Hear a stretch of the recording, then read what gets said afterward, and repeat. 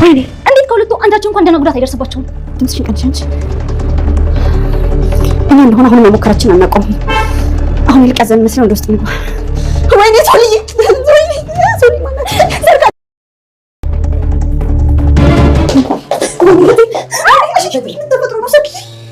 ደህናነሽ አክስቴ? የእውነት በህይወት አገኝሻለሁ ብዬ አላሰብኩም ነበር። ማለት ትሞታለሽ ብላችሁ ነበር አይደል? ለምን ነገር ያደርጋችሁ ሲጀመራችሁ ለምን አዘንሽ? አይዘን ነው የምታዝነው። ሊቃላት ታረቀብኝ ነው ብለህ ፈርታ ነበር። እንኳን ደስ አላችሁ። ያለች ወደ ውስጥ እንዳለሞተ ቢልጅ ማጣት እንኳን ደስ አላችሁ። ወድቄ እንድቀር ፈልገሽ ነበር። እኔ ሰርኪ ለምንድን ነው ንግግሬን ብሎ ወደ ነገር የምትቀይሪው? እኔ ብለሽ አንቺ ነሽ አይደል? እኔ ደግሞ አባሲቲና ተቀስቀሽ ምን ወጣሽ? እኔ ኩሽኛው ነበር። ይቅርታ ጋሽ ማለቴ ኮማንደር ሶሊ በስልክ አደጋ ደረሰብን ስትለኝ እኮ ደንግጬ ነው በሩን በርግጄ ገባሁት። ኮማውድ ፓንዶራ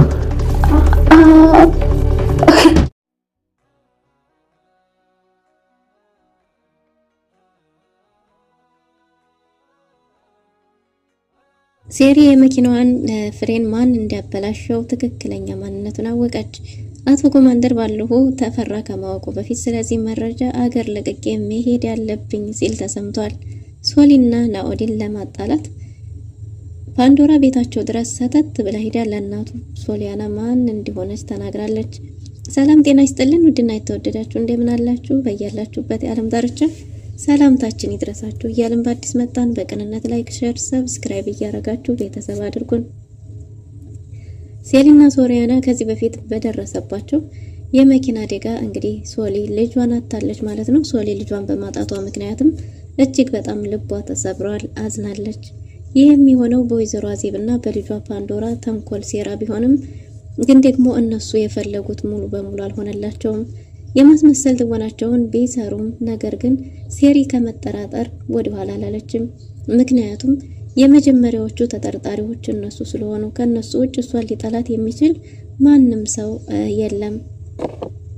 በነበራቸው የራት ግብዣ ላይ ደስ የሚል ጊዜ አሳልፈው ነበር። ከዛም ወደ መኪናዋ የሄደችው መኪናዋን ሰርቪስ አድርጋ በመካኒኳ ቼክ ተደርጎ ሁሉ ነገር በጥንቃቄ መካኒኳ ደግሞ እጅግ በጣም የምታምነው ነባርና የቆየ በመሆኑ ሴሪ ይሄ ነገር ይፈጠራል ብላ በጭራሽ በማትገምተው ሁኔታ ነበር ድንገት የመኪናዋ ፍሬን እምቢ አላት። በዚህን ጊዜ እንግዲህ የደረሰባቸው አደጋ ቀላል የሚባል ቢሆንም ግን ደግሞ በሶሊ ላይ ከባድ ጠባሳ ጥሎ አልፏል። ይህም የሆነው ምንድነው? የፍቅረኛዋ አለኝ የምትለው ትልቁ ስጦታዋ የወደፊት ተስፋ ያደረገችው ቀን የምትቆጥርለትን ዛሬ ወይስ ነገ ይወለዳል እያለች በተስፋ በጉጉት የምትጠብቀውን ልጇን ድንገት በመኪና አደጋ አጣለች ማለት ነው። ይሄ ደግሞ ሶሊን ከምንም በላይ ሰብሯታል። ፋንቱ ስልክ እያወራች ስለነበረ በዛ ስልክ መሃል ጨንቋት እሷ ችግሯን ለነሱ ለማካፈል ስትደውል ነበር ይሄ ሁሉ ችግር የተፈጠረው።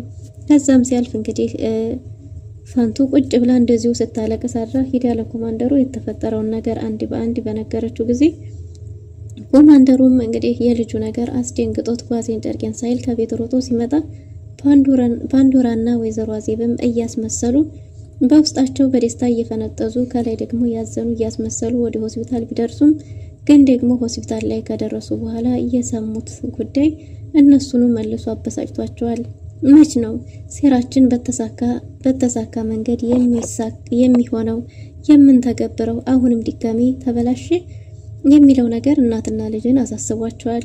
ግን ደግሞ ወይዘሮ አዜብ አይ እስከ መቼውም ድረስ ተስፋ አንቆርጥም፣ እስከ መጨረሻው ድረስ እንታገላለን እንጂ በጭራሽ ተስፋ አንቆርጥም፣ ያሁኑ ባይሆን ቀጣይ ደግሞ እንሞክራለን እያለች ነው። አዜብ ገና መጀመሪያ ሊጠይቋት በገቡ ጊዜ ሴሪ እናንተ የሆናችሁ የተገኛችሁ እንደሆነ እናንተን አያድርገኝ፣ በወሬ ገና አልምራችሁም እያለች ነው። አቶ ኮማንደር አሁንም ጭቅጭቃችሁን ተውና ምንድነው የተፈጠረው? ሶሊስ ሴት ናት እያሉ ነበር። እንግዲህ ዶክተሩም አሳዛኝ ነገር እንዳለ በእርግጥ በእነሱ በኩል ያን ያህል የተጎዱ ነገር እንደሌለና ጉዳታቸው ቀላል እንደሆነ ተናግሯል። ችግሩ ግን ምንድነው? ሶሊ ልጇን በማጣቷ ምክንያት ከባድ እንደሆነ የተለያዩ ምርመራዎችንም ለማድረግ ሌላ ክፍል ላይ እንዳለች በተነገረ ጊዜ አቶ ኮማንደሩ እጅግ በጣም አዝኖ ነበር። እናም ሴሪ ሊጠይቋት በገቡ ጊዜ እኛ ስለ ሶሊያና የሆነ ነገር ትይናለች ብለን በጉጉት እየጠበቅንሽ ነው ብሎ ነበር። ግን ደግሞ እንግዲህ ሶሊ ሲመጡ ደም እየፈሰሳት እንደነበረና ከዛ በኋላ ግን እንዴት እንደሆነች ምንም የሰማችው አዲስ ነገር እንደሌለ ተናግራለች። ልጇ እንደወረደባት በነገሯት ጊዜ ሴሪ እጅግ በጣም አዝናለች። የአሁኑ በቀሌ እንደስከዛሬው በወሬ ብቻ አይደለም እሰራላችኋለሁ ብላ ስለ ሶሊ ስለተፈጠረው ነገር እያለቀሰች ነበር። ወይዘሮ አዜብም ሴሪዬ ዋናው መትረፍሽ ነው የኔ ውድ እያለች በውስጧ እየሳቀች በጥርሷ ያዘነች እየመሰለች ጥርሷን እየመጠጠች ቁስሏን እየነካካች ልታዝናናት ብትልም ግን ደግሞ ሴሪ ሁለታችሁንም አይናችሁን ማየት አልፈልግም ክፍሌን ለቃችሁ ውጡ ብላ አስወጥታለች። አቶ ኮማንደር በልሆ አንዳንድ ነገሮችን አስተካክሎ ጨርሶ ወደ ቤታቸው እንዲመለሱ አድርጓል። ወደ ቤታቸውን በተመለሱ ጊዜ እንግዲህ ሴሪ አሁን ላይ ሶልዬ መጠንከር ይኖርብሻል። ጠላቶቻችን ከዚህ የበለጠ መጠንከርና መጋፈጥ አለብን። እኛ ብናርፍም እነሱ አርፈው ሊቀመጡ አልቻሉም። እኛ ብንተዋቸውም እነሱ ሊተውን አልቻሉም። ስለዚህ ከስተዛሬው የበለጠ ጥንካሬሽ ያስፈልገኛል፣ እባክሽ ጠንክሪልኝ እያለቻት ነው። እናም ወደ ክፍላቸው ሄደው እንዳርፉ ፋንቱን ጠይቀዋታል። ፋንቱ የሶሊ ልጅ መውረዱን በሰማች ጊዜ እጅግ በጣም አዝናለች። ሶሊያናም ብትሆን አባትና እናቷን ከባድ ንግግሮችን ተናግራለች። አባቷን ሲያሳስብህ የነበረው እኔ ያመጣሁልህ ዲቃላ ይኸው ሳላየው ጠፋ። አንቺስ ቢሆን ምን አሳዘነሽ? እናንተ የምትፈልጉት ይሄን አይደል?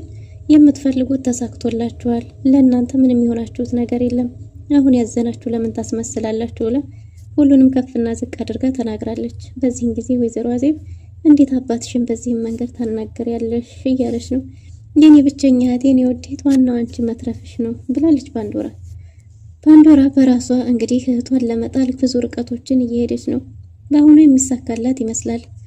እናም እንግዲህ ፓንዶራ እህቷ ገና ቁስሏ ሳይደርቅ እሷ ጋር ታየ የተባለው ወንድ ጋር ሰተት ብላ እቤቱ ድረስ ሄዳለች።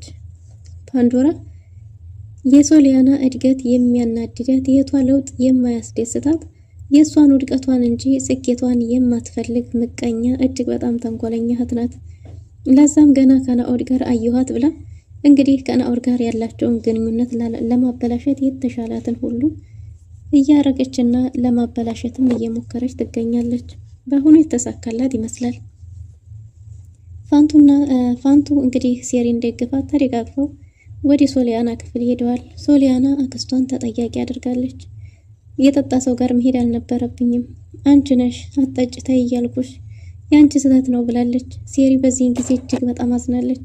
እኮ እኔ ስለጠጣሁና ስላሽከረከርኩ የኔ የማስከርከር ችግር ነው የሚመስልሽ ነው? ያን ያህል ፍጥነት ላይም እንዳልነበርኩ አንቺም ታውቂያለሽ እኮ ጥፋቱ የኔ ነው፣ እኔን ተጠያቂ እያረግሽ ነው ብላ ሴሪ ማዘን ጀምራለች። እና ታዲያ ምን ልበልታ ያለሽ? ምን ላደርግ? ምለው ባጣ እኮ ነው። ከትናንት ወዲያ ሰርቪስ አድርገዋለሁ ያልሽው መኪና እንዴት ነው ይሄ ነገር ሊፈጠር የቻለው ብላ ጥያቄ ፈጥራለች። ይሄን የሆነ ሰው እንዳደረገው እርግጠኛ ነኝ። መካኒክሽ ወይም ደግሞ ለልጅ መሞት ተጠያቂ ሊሆን የሚችለው መካኒክሽ ነው ብላት ነበር። መካኒኳ ታማኝና መልካም ሰው እንደሆነ በዛ ላይ ደግሞ ሁሉንም ነገር ቸክ አድርጎ እንደሰጣት የመኪናዋ አንድም ችግር እንደሌለ ተናግራለች። ግን ደግሞ ችግሩ ምንድነው? ፍሬኑ ስለተቆረጠ፣ ፍሬኑን የተቆረጠው ደግሞ በጠላቶቻቸው ምክንያት ሊሆን እንደሚችል ተናግራለች። ግን ደግሞ ክፋቱ ምንድነው? ሴሪ ቀድማ እንግዲህ ስለ ካሜራው ባትናገር ጥሩ መልካም ነበር። ግን ደግሞ ቀድማ መኪናው ፓርኪንጉ ካሜራ እንዳለው መናገሯ ይሄ ለወይዘሮ አዜብ ጥሩ ቻንስ ያለው ይመስላል። እንግዲህ ሴሪ ይህን ነገር ሊያረጉት የሚችሉት እናትና ልጅ ናቸው ብላለች። ሶሊያና የእውነት ፓንዶራና አዜብ ናቸው ይህን ነገር የሚያደርጉት ብለሽ ታስቢያለሽ ብላት ነበር። እርግጠኛ ሆኜ ነው የምነግርሽ፣ ግን ደግሞ እሱን አረጋግጬ ያኔ በቀሌ በምላሹ ያሁኑ እንደስከዛሬው አዝኔታ ርህራሄ ያለው አይሆንም። እንዴት እንደማረግ እሱን ለኔ ታይልኝ ብቻ እንጂ አሁን ተጽናኝልኝ። ከስከዛሬው የበለጠ አሁን ጠንካራ እንድትሆኝልኝ እፈልጋለሁ ብላለች።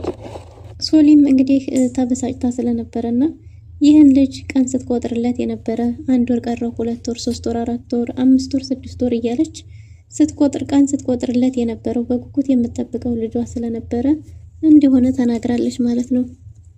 ፋንቱ እንግዲህ ሴሪ በሰዓቱ ጭንቀት ላይ ቢሆንም ግን ደግሞ መደወልሽን አልረሳሁም፣ ድምጽሽም ልክ አልነበረም እና ምን ተፈጥሮ ነው? ምን ሆነሽ ነበር? ምን ገጥሞሽ ነው ብላ ፋንቱን ጠይቃታለች። ፋንቱም እኔ ትናንትና ይሄ ችግር ባይፈጠር ኖሮ እስካሁን እዚህ ቤትም አልነበርኩም። በዛ ላይ ደግሞ ፓንዶራና ወይዘሮ አዜብ አሳልፈው ለኮማንደሩ ሰጥተውኝ ነበር ብላታለች። ምን ተፈጠረ ባለች ጊዜ የተፈጠረውን በሙሉ አንድ በአንድ ተናግራለች ማለት ነው። እናም እንግዲህ ይሄ ነገር የሚሆነው ከነሱ የተለየ ሌላ ሰው አያደርገውም ብላም ነበር እና ፋንቱም አሳልፈው ሊሰጧት እንደነበርና በዛ ጭንቀት ውስጥ ሆና እንደሆነ ለነሱ የደወለችው ግን ደግሞ የደወለችው ነገር የሰማችው ነገር በጣም ከባድ እንደሆነ ነገሮችም የተረሳሱት በዛ ምክንያት እንደሆነ ተናግራለች ማለት ነው። እናም አሳልፋ ልሰጥሽ ነበር አዜብ በራሷ የራሷን ውሳኔ እያካሄደች ነው ማለት ነው። ጽኔን ማዛትን እየሰማች አይደለም ማለት ነው ብላ ሴሪ እጅግ በጣም ታይበለጠ ተናዳለች። የናኦዲ እናት ከዱባይ ገብታ የልጇን ፍቅረኛ በጉጉት እየተጠባበቀች ትገኛለች። ናኦዲም እንግዲህ በፎቶ እንዳየሻት ለጮኛዬ ነግሬያታለሁ፣ ለፍቅረኛዬ ነግሬያታለሁ፣ አሁን ትመጣለች። በእርግጥም አሁን ስልኳ እየሰራልኝ አይደለም፣ ግን ማታ ስላወራን አሁን ትመጣለች፣ ተወጃታለች እያላት ነበር። እናም እንዴት ተጋባን ወዲያው ሀብትና ንብረቴን ታዞሪልኛለሽ አይደል ቢላትም የናኦዲ እናት እኔ እኮ ምናልባት ትዳር ስትይዝ የራስ ቤተሰብ ስትመሰርት ትቀየራለህ፣ ሰው ትሆናለህ፣ ምናልባትም ደግሞ ጥሩ የእናትና ልጅ ግንኙነት ይኖረናል ብዬ አስቤ እንጂ ግዴታ ለሀብትና ለንብረት ብቻ አይደለም፣ ከሱ በፊት ያንተ ስነ ምግባር መስተካከል ያለበት አይመስልህም የሚል ሀሳብ የናኦዲ እናት አንስታለች።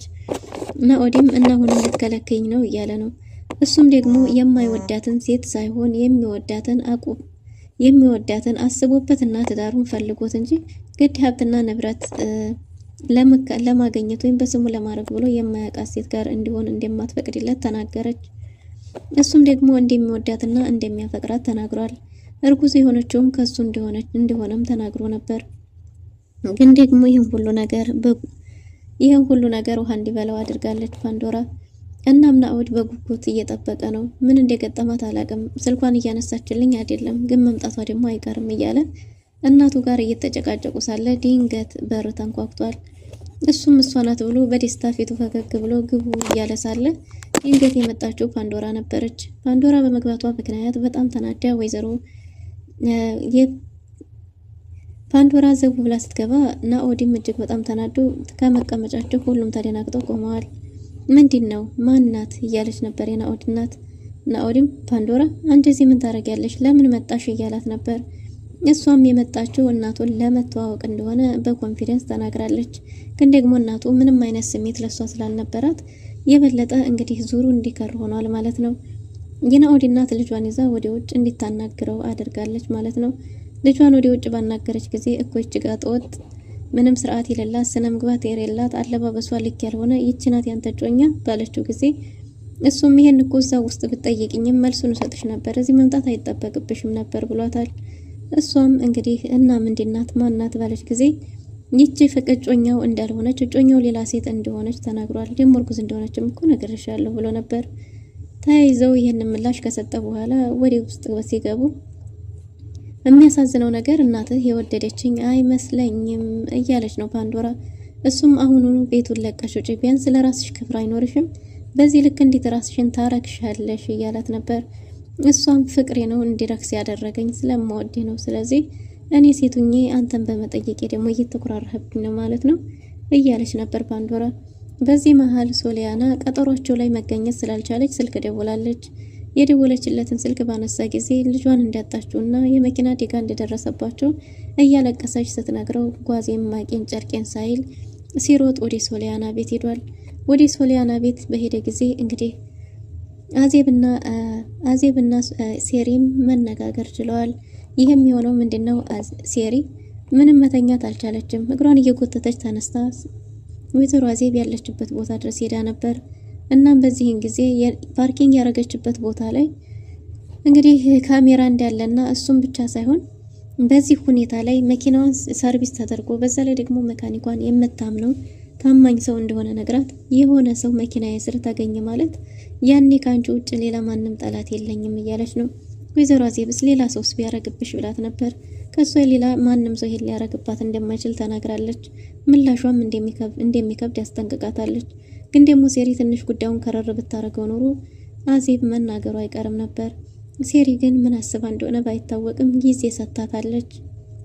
ይህንኑ አጋጣሚ ተጠቅማ ወይዘሮ አዜብ ለመካኒኩ ደውላ መካኒኩ እዛ ፓርኪንግ ቦታ ድረስ ሄዶ የፓርኪንጉን ካሜራ እንዲያስጠፋ ትዕዛዝ ሰጥታለች ማለት ነው።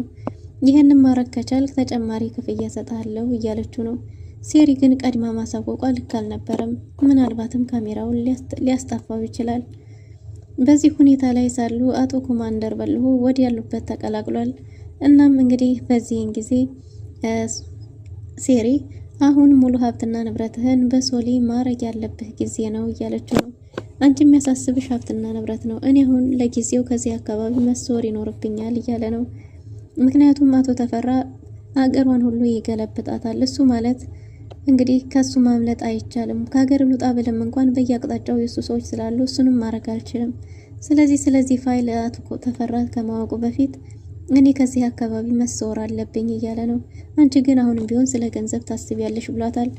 እሷም ወይዘሮ አዜብን ፈርተ ከሆነ የእሷ ነገር እዲያው ገብስ ነው፣ ግን ደግሞ አሁኑኑ ይህን ሀብትና ንብረትህን በልጅ ስም ማድረግ አለብህ። ከዛ በኋላ ወደ ዘመዶቻችን የሆነ ቦታ ሄደህ መደበቅ ይኖርብሃል ብለው ነበር። እሱም የሲምባን ውሳኔ መጀመሪያ ሊና ሲምባ ምን ሊያደርግ እንደሚችል ሲምባ ላይ እኮ ብዙ ዶክሜንት ነው ያለው። ሲምባ የድምጽ ቅጂዎቹም እንዲሁም ደግሞ ይሄ ፋይል አለው። ስለዚህ መጀመሪያ እሱ ምን ሊያደርግ እንደሚችል ሊና እያለ ነው። ግን ደግሞ ብሎ አቶ ኮማንደር ስለ ሚስቱ ያለውን ነገር ማወቅ ፈልጓል። ግን ደግሞ አዜብን እስረኛሽ ታዛዥሽ ከረብሻት ቆይተሻል። ግን ይሄ ቪዲዮ ምን ይሆን?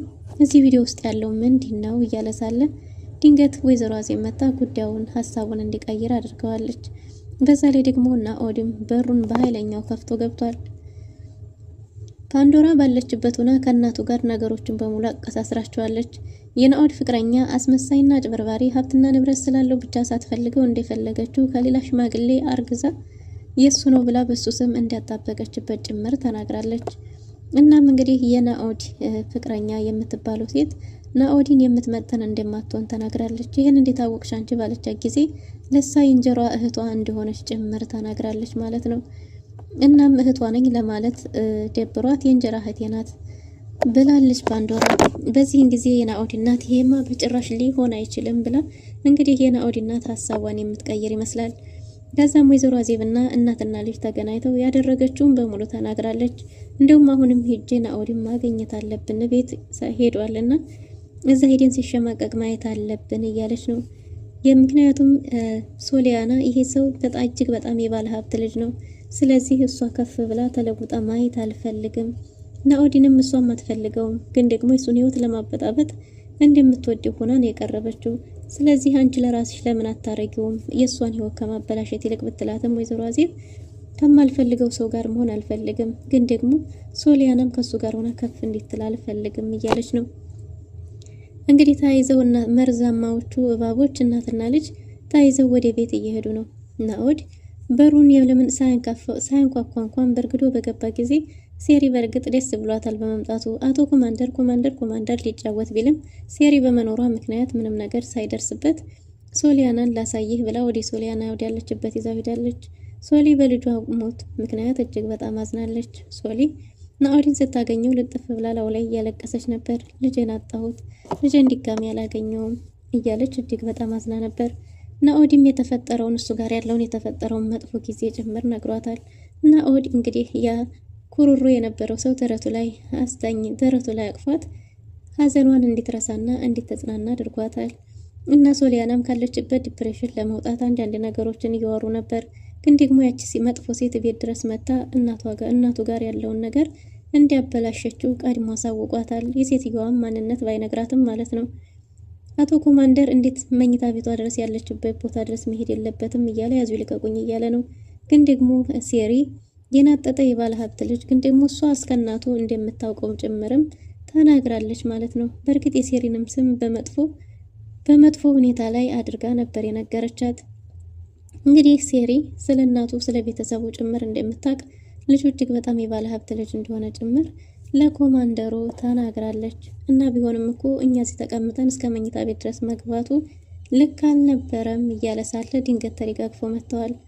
ናኦድም የተፈጠረው ነገር ይቅርታ፣ ሶሊ ደውላ የመኪና አደጋ ደርሶብናል ስትለው እጅግ በጣም ተደናግጦ እንደነበረ ተናግሮ አገባቡ ልክ እንደ ስርዓት እንዳልነበረውም ጭምር ተናግሮ አቶ ኮማንደሩን ይቅርታ ጠይቆ ሳለ ድንገት በሩን ከፍተው እናትና ልጅ ገብተዋል።